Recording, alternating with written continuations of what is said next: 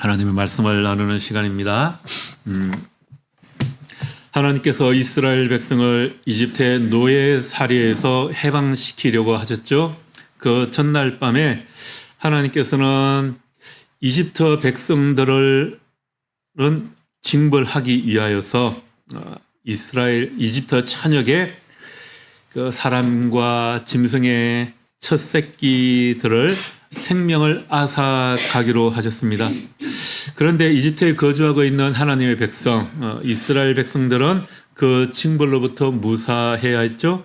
그래서 하나님께서는 이스라엘 백성들로 하여금 양을 잡아서 자기 집에 그 양의 피를 좌우 문설주와 임방에 바르도록 하셨습니다.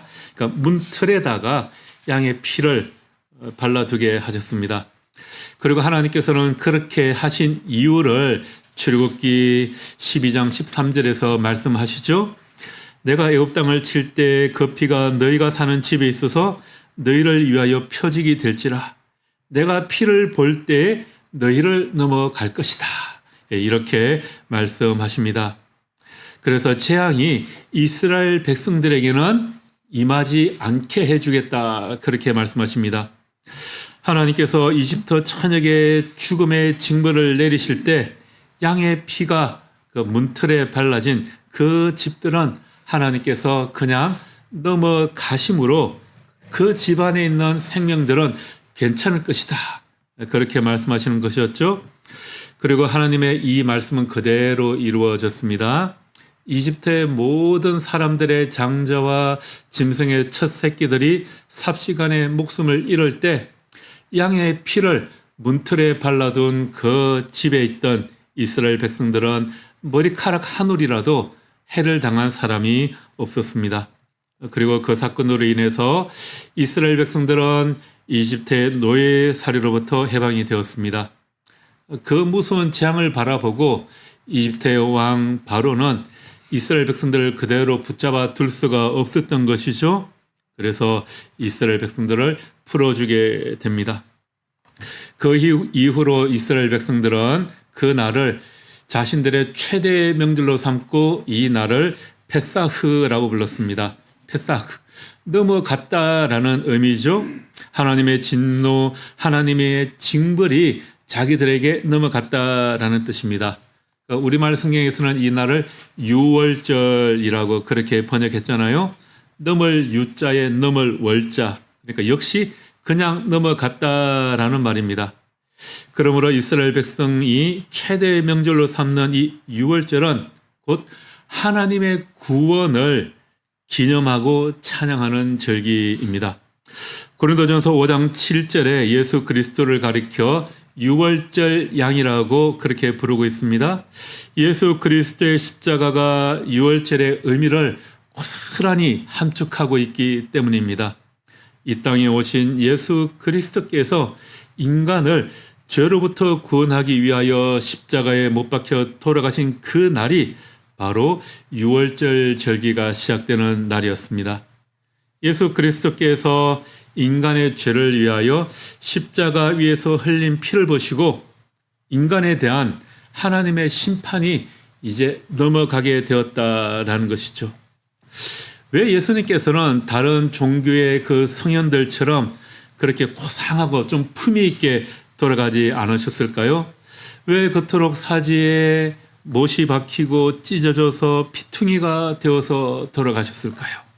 바로 나와 같은 우리 같은 죄인을 사랑하셔서 그 십자가에서 피를 흘리시고 그 피로 인해 이제 우리가 하나님의 심판으로부터 철저하게 완전하게 본질적으로 그리고 영원히 넘어가도록 해 주시기 위해서였습니다. 그렇게 유월절에 십자가 제물이 되어 돌아가신 주님께서는 사흘째 되는 새벽녘에 죽음을 깨뜨리시고 부활하셨습니다.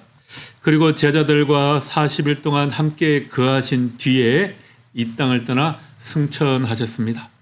그로부터 또 열흘 후에 주님께서 약속하셨던 주님의 영, 성령이 제자들에게 강림했습니다.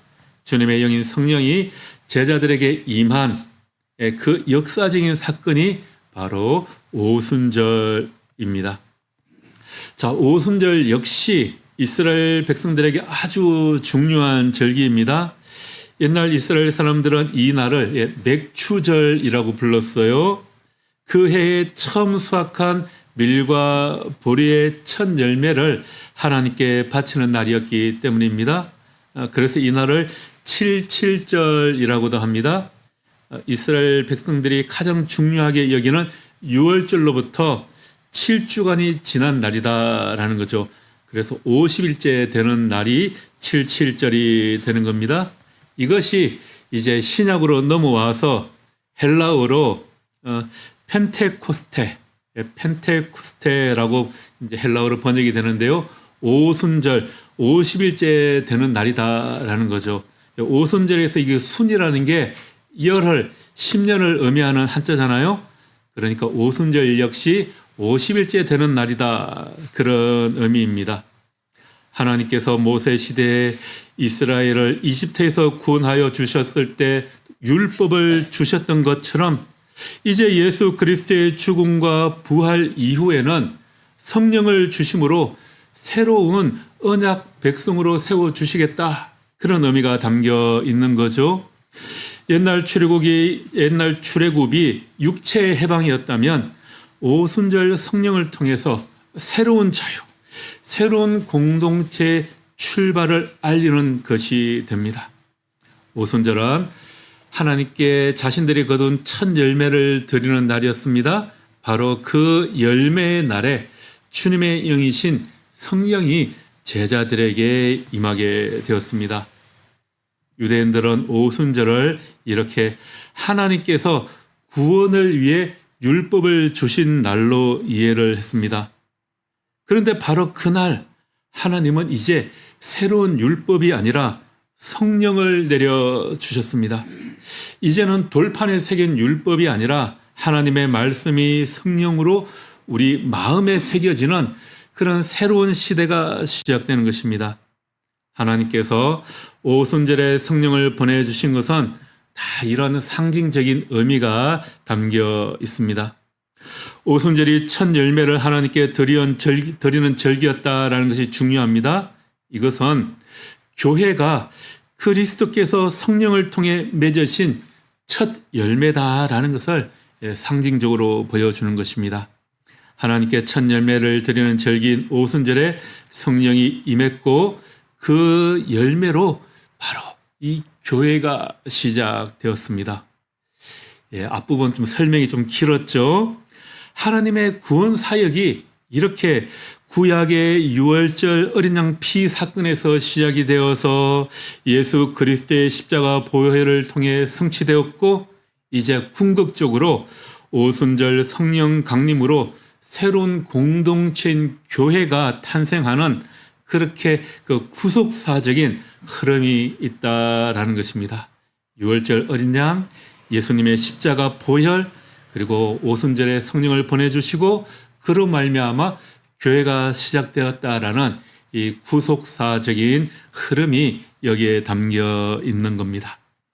자, 그렇게 사도행전 2장에서는 오순절 성령 강림과 그에 뒤따라 일어난 여러 가지 사건들, 또 초대 교회의 모습이 나타나고 있습니다.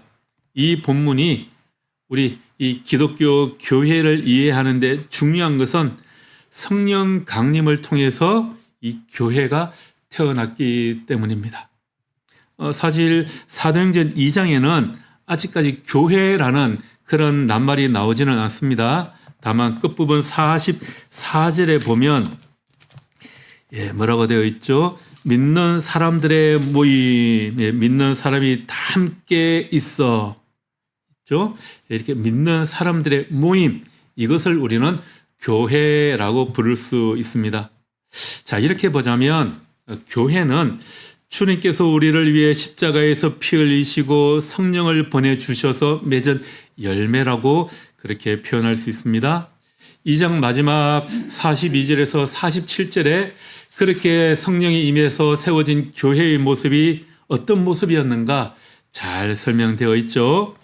42절부터 47절까지의 말씀을 우리 같이 또 한번 읽어볼까요? 42절부터 읽겠습니다.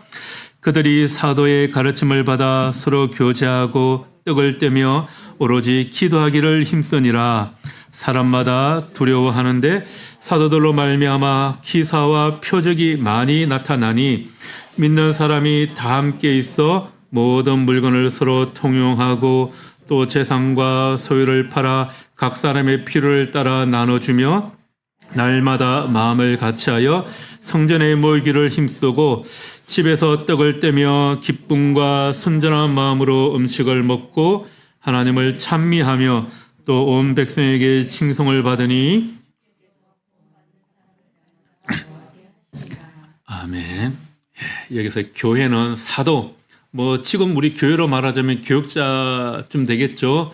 그 사도들이 전하는 그리스도의 가르침을 중심으로 믿는 사람들이 모두 함께 한 마음, 한 뜻으로 살아가는 아주 독특한 형태의 공동체라고 할 수 있습니다. 본문에 나오는 믿는 사람들의 모임은 사도들의 가르침을 따라 한 마음, 한 뜻으로 같이 모이고 또 함께 먹고 더불어 기도하고 함께 찬양하고 어려운 사람들이 있으면 제 것을 아끼지 않고 내놓아 서로서로 도와주는 그런 공동체였습니다. 자, 그러니까 이게 요즘에 흔히 오해를 하듯이 각자 자기 재산을 다 내어놓아서 모여서 사는 공동체, 그런 집단 생활을 뜻하는 것은 아니에요.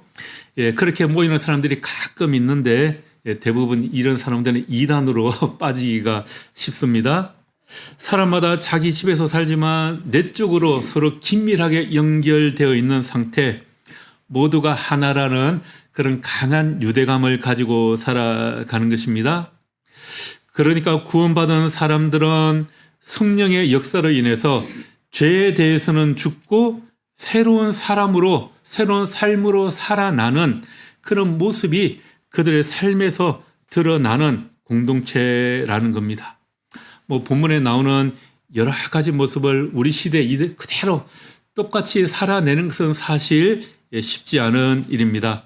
단지 우리는 이 초대교회의 모습을 드러내는 그 기본 정신을 우리가 잘 깨닫고 이해해서 그 정신을 따라서 살아가기 위해 노력하고 교회가 그런 모습이 되기를 위해서 늘 기도해야 하겠습니다. 자, 그러한 교회의 모습이 어떠한지에 대해서는 42절에서 47절 본문으로 작년 이맘때쯤에 설교한 적이 있습니다. 여러분들 기억 전혀 안 나시죠?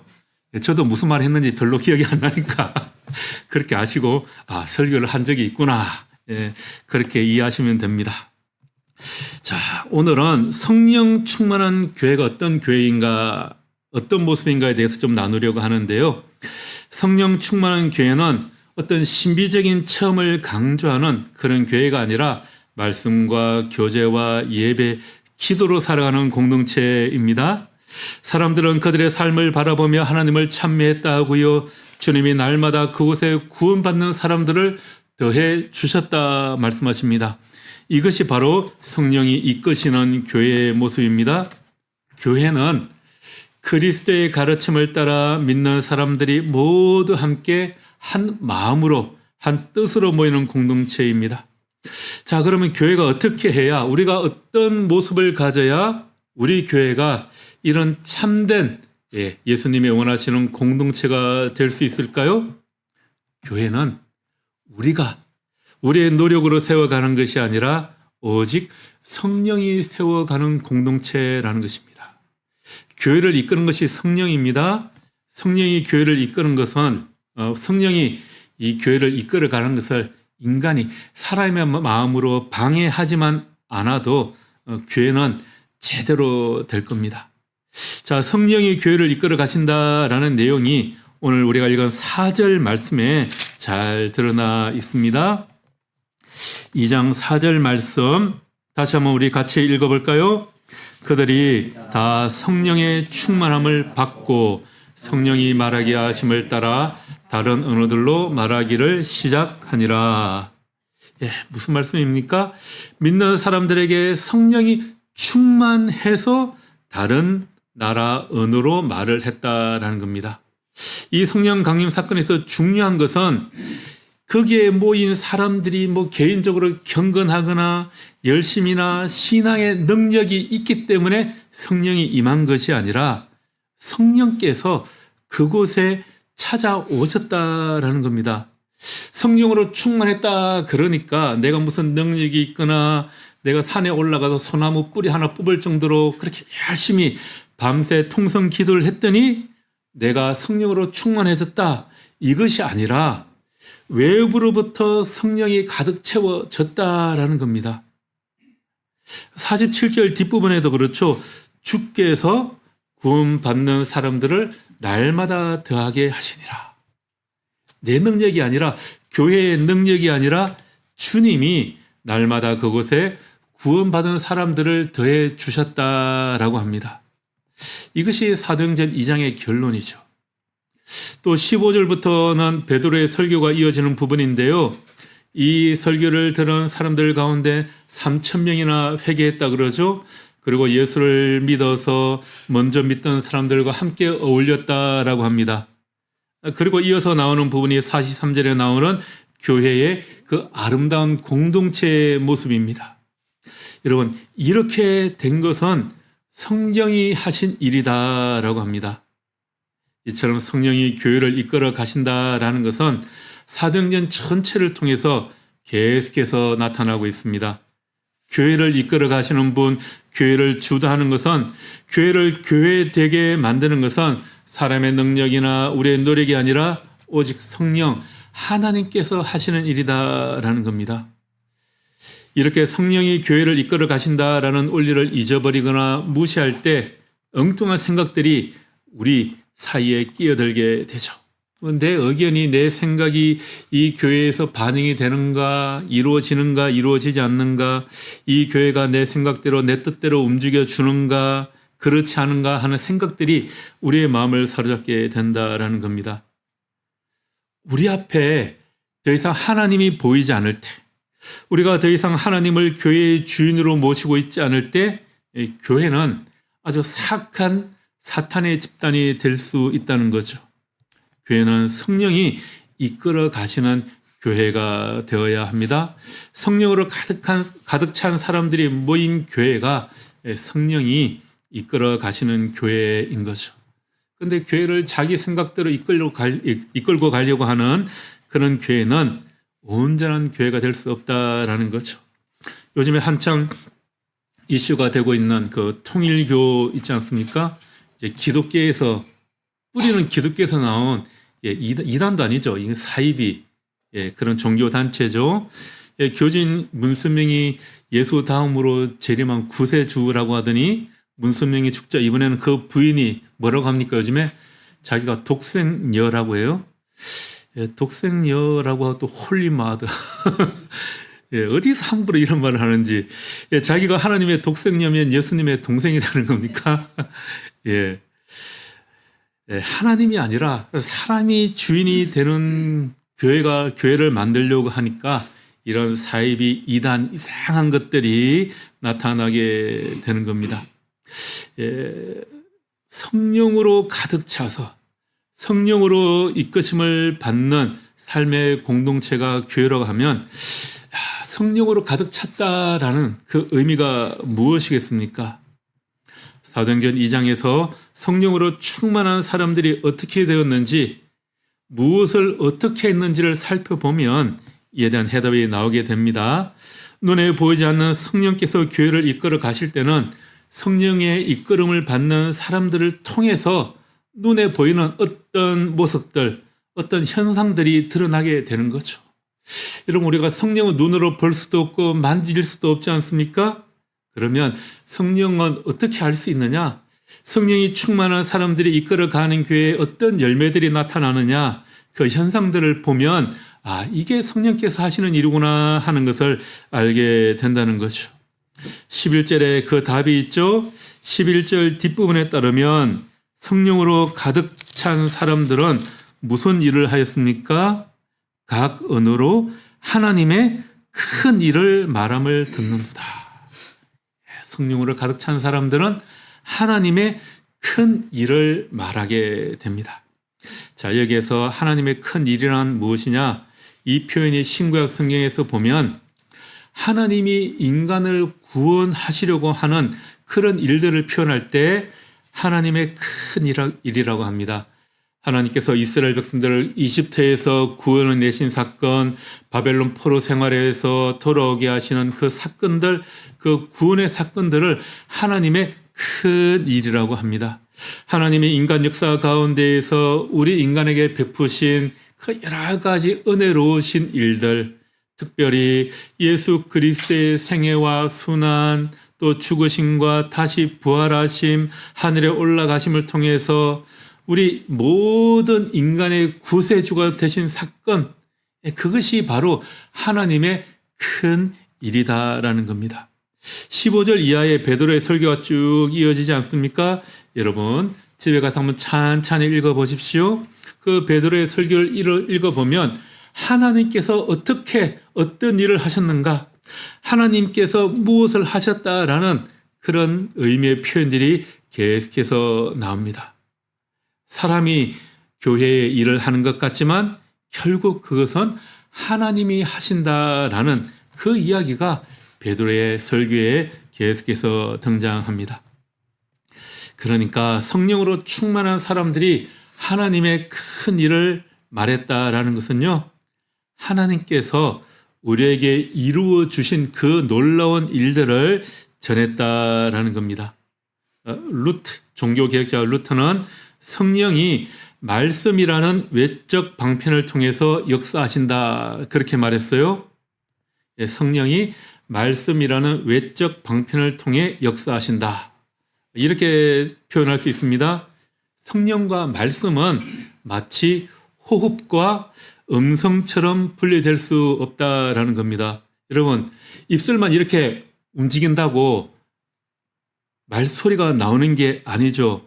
어떻게 해야 소리가 나옵니까? 숨이 성대를 통과해서 혀와 입술을 거치면서 소리로 전달되죠. 이와 마찬가지로 성령은 말씀을 떠나 따로 역사하지 않는다라는 겁니다. 마치 호흡이 성대를 지나야만 소리가 되듯이 성령이 말씀을 통과할 때야 우리는 하나님의 뜻을 바르게 알고 전할 수 있다라는 그런 의미입니다. 그러니까 베드로의 설교를 통해서 3,000명이 회개한 사건은 베드로 개인의 능력이나 위대한 카리스마가 아니라 하나님의 말씀이라는 도구를 통해 역사하시는 성령의 능력으로 이루어졌다라는 겁니다. 성령이 이끄시는 하나님의 교회는 결코 사람을 자랑하거나 사람을 내세우거나 사람을 선전하지 않습니다.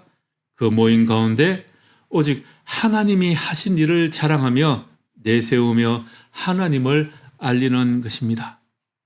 우리가 성령으로 가득 찼다라고 할 때 어떤 신비한 능력이나 체험, 감정적인 고조가 되는 그런 현상만을 이야기하는 것이 아닙니다. 우리가 성령으로 가득 차면 그런 신비적인 현상을 경험할 수도 있죠. 그런데 성령은 단순한 신비적인 체험이 아니라 예수 그리스도를 주로 고백하고 말씀을 순종하는 삶으로 이어지는 것입니다. 이 성령으로 충만한다, 성령으로 가득 찼다, 그러니까 한국 교회에도 이 신비적인 체험을 강조하는 그런 집회들이 많이 있습니다. 말씀 치유 집회, 성령 치유 집회, 이런 집회들이 있어요. 그래서 성령 충만함을 위해서 신비 체험을 해야 된다, 그걸 강조하는 단체들이 있습니다. 이런 집회에 가보면 기도하다가 갑자기 픽픽 쓰러지기도 하고요. 아말감으로 치료한 치아가 금내가 되었다, 하늘에서 막 금가루가 떨어진다, 팔 길이가 달랐는데 팔 길이가 똑같아졌다, 이런 검증되지 않는 간증들이 무수히 나옵니다. 그 임재사역이라고 하죠. 기도하고 픽픽 쓰러지는 그런 현상들이 있어요. 저도 이런 집회에 많이 참석했습니다. 어쩔 수 없이 부목사로 있다 보니까. 처음에 집회에 갔으니까 이제 그 집회에 제가 참여를 해야 되잖아요. 도우미가 아니라 참여를 했는데 목사님이 터치하면 다 쓰러져야 되는데 이 부목사가 믿음이 없어가지고 담임 목사가 앞에서 열심히 기도하는데 안 쓰러지고 그래서 목사님 민망할까봐 조금 이따 좀 쓰러져 드렸어요. 목사님도 아실 거야. 눈치챘을 거야. 예. 물론 이런 내적 체험이, 내적 체험을 통해서 우리가 성령을 경험할 수도 있습니다. 하지만 성령으로 가득 찼다라는 것은 성령이 복음을 위한 도구로 사용되는 것이지 성령을 신비한 체험이나 뭐 내적 만족을 위해 사용되는 것은 수단이 아니다라는 겁니다. 여러분, 다락방에서 모여 기도하던 120명의 제자들에게 성령이 충만하게 임할 때, 베드로가 설교할 때 뭐 아말감이 금리로 바뀌거나, 이때는 아말감이 없었네요. 어쨌든 하늘에서 금가루가 막 떨어지거나 그런 환상이 일어나지 않았습니다. 베드로가 설교할 때 금가루가 하늘에서 날리는 것을 바라보면서 신비한 체험을 해서 3,000명이 한꺼번에 회개하거나 세례를 받은 것이 아니라 이들이 하나님의 말씀을 자기 마음에 받아들였기 때문입니다. 요즘에도 이런 성령 집회를 하는 곳이 아주 많이 있습니다. 이런 성령의 사역을 아주 가시적인 물질적인 기도로 오해하게 만드는 이런 일들이 뭐 옛날 옛적부터 중세시대 초대교회에 있었던 것이 아니에요. 이런 것이 1990년대 미국의 오순절 은사주의 부흥운동에서 시작이 되었습니다. 이것이 우리나라에도 들어와 있죠. 우리나라에도 뭐 오순절 운동, 신사도 운동, 왕의 제사장 운동, 또 예언 사역 이런 것들로 많이 들어와서 활동을 하고 있습니다. 그리고 또 이상하게도 이런 것들이 이 기독교 근본주의와 이 우리나라에서는 또 이상하게 결합이 되어 있어요.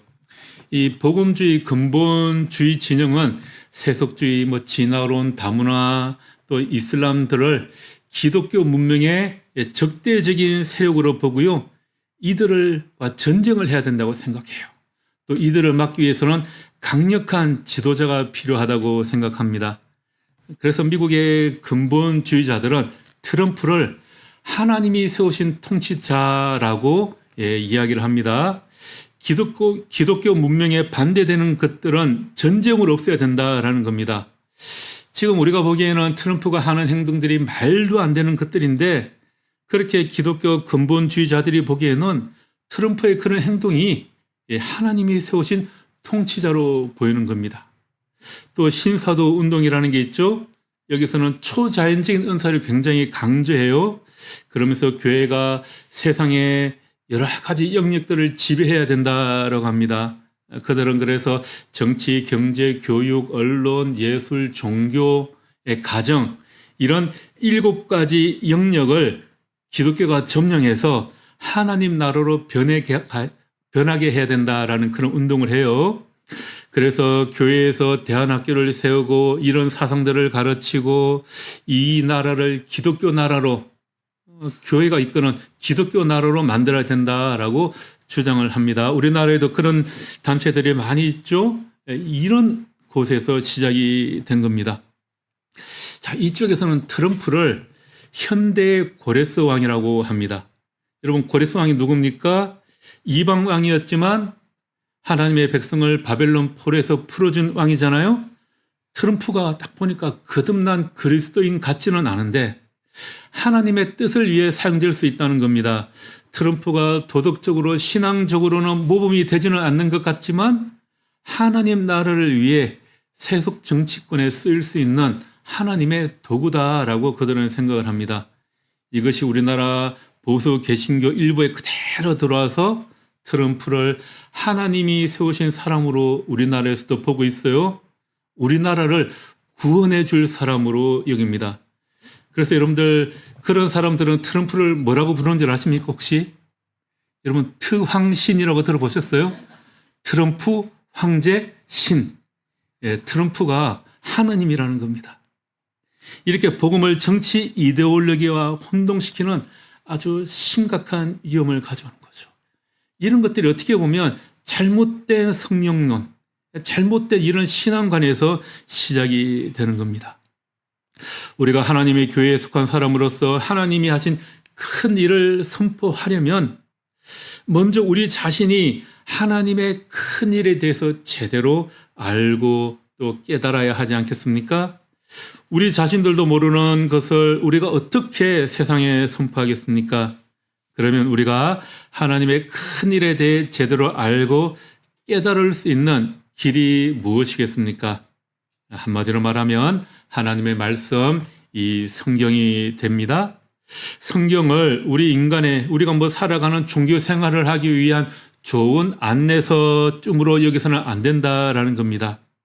성경은 하나님께서 우리 인간들을 위해 하신 큰 일들을 적어 놓은 책입니다. 그래서 우리는 이 성경을 통해 하나님이 우리를 위해 하신 큰 일들을 알게 되고 배우게 되고 또 깨닫게 되고 그 하나님이 바로 나의 하나님임을 믿고 고백하는 것입니다. 여러분, 교회에서 이 성경이 하나님의 말씀이 중요하게 여겨지지 않을 때 교회가 방향을 잃어버리고 헤매게 됩니다. 교회에서 하나님의 말씀을 제대로 듣지 않고 읽지 않고 또 생각하지 않을 때 쓸데없는 인간의 말들이 잡초처럼 그렇게 무성하게 돋아나게 됩니다. 그러면 교회가 말 그대로 골치 아픈 모임이 되는 겁니다. 하나님의 말씀이 높임을 받지 못할 때 잡다고 얄팍한 우리의 지식과 상식이 더 크게 보이고 갈등이 생기게 되는 거죠. 참된 성령 충만은 신비주의나 기이한 현상에만 있지 않고 하나님 말씀에 정통하여 하나님의 큰 일을 선포하는 데 있습니다. 성령으로 가득 찬 사람들은 베드로처럼 하나님의 말씀에 정통하여 하나님의 큰 일을 선포하는 것입니다. 성령에 대해서 말하면 무조건 미신적이고 유치한 것으로 여기는 것도 잘못이고요. 또 반대로 신비적인 현상만을 신령한 일로 생각하는 것도 바르지 못합니다.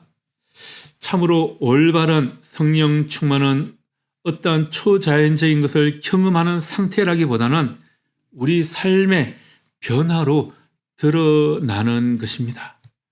성령 충만은 하나님의 말씀을 제대로 이해하고 또 선포하는 데 정통하고 충실하며 그 말씀대로 늘 달라지는 모습을 보여주는 그런 공동체의 삶을 또 사회에서 그런 삶을 살아가는 것입니다. 그렇게 사는 사람들이야말로 성령으로 가득 찬 사람들입니다. 바로 그런 사람들을 통해 하나님의 교회는 하나님의 교회답게 아름답게 세워져 갈 것입니다. 성령이 이끄시는 교회는 사람의 노력이나 프로그램으로 세워지는 건물이 아니라 말씀을 통해 하나님의 큰 일을 선포하고 그 말씀대로 살아가는 성령 충만한 사람들의 공동체입니다. 이제 우리 모든 교회가 이와 같이 성령으로 가득한 그런 교회의 공동체가 되기를 바랍니다.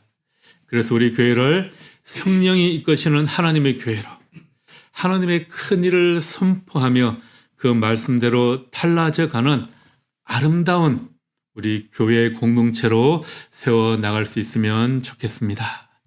기도하겠습니다. 은혜로우신 하나님, 오늘도 성령을 보내주셔서 우리 가운데 역사하심을 믿습니다. 유월절 어린 양의 피로 우리를 구원하여 주시고 오순절 성령으로 교회를 세우신 하나님의 큰 일을 찬양합니다. 우리 신앙이 단순한 감정이나 현상에 머물지 않게 하시고 성령과 말씀 안에서 깊이 뿌리 내리게 하여 주옵소서. 초대교회처럼 서로 사랑하고 나누고 기도하며 말씀에 순종하는 공동체가 되기를 원합니다. 그리하여 주님의 큰 일을 말하며 주께서 날마다 구원받은 사람을 더해 주시는 그런 놀라운 기쁨을 맛보게 하옵소서. 예수님 이름으로 기도합니다. 아멘.